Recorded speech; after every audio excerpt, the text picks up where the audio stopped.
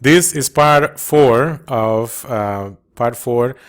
the lecture on linear independence. So far we have established the definition of linear independence and therefore the definition of linear dependence. These definitions are given in terms of considering a very specific, very particular linear combination, a linear combination that is defined in terms of a vector equation, such that the right side of the vector equation equals the trivial vector, is equal to the zero vector, the vector of zeros. And in that linear combination, the values of coefficients, we immediately make the connection between the relation of linear dependence, that's what this linear combination equal to the zero vector is called.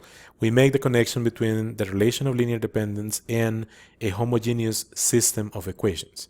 Therefore, if we have knowledge on the solution set of that homogeneous system, we can rule whether or not the set of vectors in that linear combination, in that linear relation of linear dependence, we can rule if that set of vectors is linearly independent if the only solution, if the only way of making that happen is by setting all scalars equal to zero. In that case, we say linearly independent. Or if there are non-trivial, solutions, meaning that some of those scalars can be considered free variables, such that the other scalars are then expressed in terms of the free variables, and we can find non-trivial sets of values for the scalars that make the linear combination equal to zero, to make that true. And that's what we call dependent. Okay? So we have talked about this theorem that we call the non-singular matrix equivalences. This will prove to be quite handy, is establishing equivalences between linear independence, the linear independence property, and having the ability of a matrix, linear independence of the columns of a matrix, and having the ability of those columns or that matrix to row reduce to the identity matrix, and that together with being connected with the definition of non-singularity. Right? So all these statements, 5 implies 3, 4, 2, and 1, and 4 implies 5, implies 3, implies 2, implies 1, and so on. Each of those 5 implies all the other 4. This is an extremely useful and important theorem.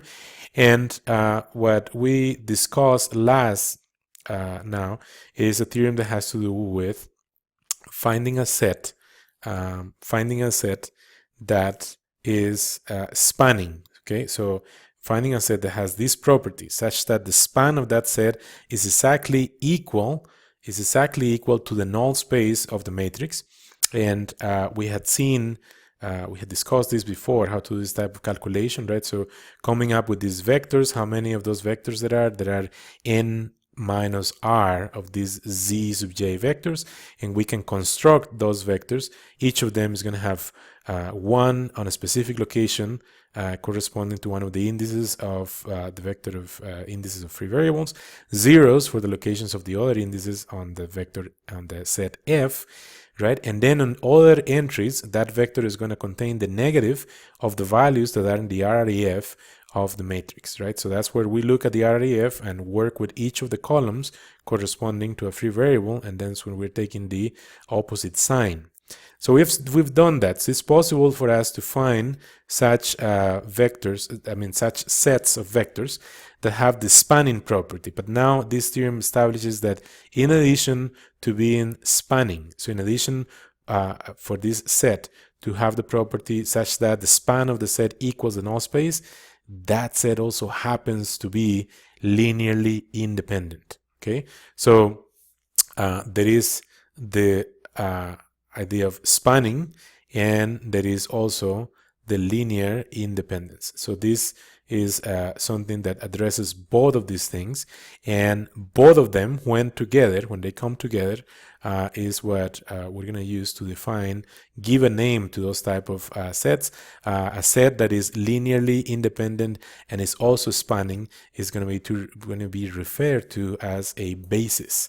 That set is called a basis, right? So this theorem is doing no other thing than explicitly specifying how to construct a spanning set and linearly independent set, both a set with both qualities simultaneously, how to do that from simply using row reduction. The RREF would give us both linear independence and spanning properties. So let's see. We're interested in the null space of this matrix with 3 rows and 7 columns, and suppose that that matrix, which is not displayed here, row reduces to this. So this, what we see here is the RREF of this this matrix mentioned here before, and from this RREF we can see that indices. So we can see here from this RREF a few things, right? So we can see that the number of columns is 7. Right, that's what established here. The number of non-zero rows in the RREF is 3. So the difference, n minus r, is going to be 4. So there will be 4 vectors. So we call z1, z2, z3, and z4. Okay. So there will be vectors z1, z2, z3, and z4, and these vectors will have that spanning property and linearly independent property. So using the theorem we have worked with before, here we create vectors z1, z2, z3, and z4. At first, it's convenient to write out the vector. Each of those vectors is it's going to have 7 locations. It's going to have 7 entries. But first, on each of those, we're just writing down ones and zeros, right? So we go according to the indices in the set F. We go to location 3. And in all the other locations, 4, 6, and 7, put zeros. Then for the next vector, we go to the second location in that set F. We go to location 4 and then write zeros in all the other locations. And we do that for Z3 and Z4. And that's how we come up with this first version of the Z vectors.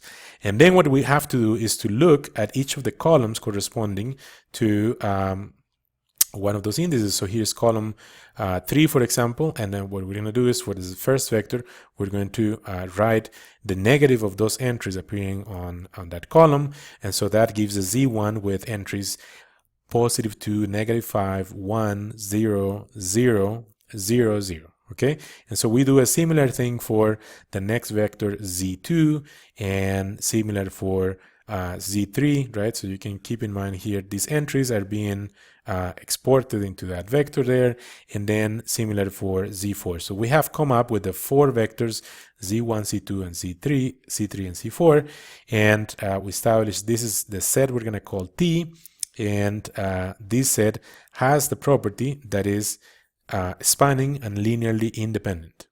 So we established that therefore this set is, because of that theorem, is linearly independent, and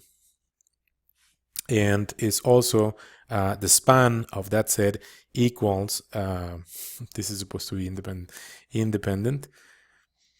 Okay, so the set T is linearly independent, but also the span of that set is exactly equal to the null space of the matrix. And so, in other words, the set composed by these vectors is a basis. So we can say here that T is, the set T is a basis for the null space of the matrix A.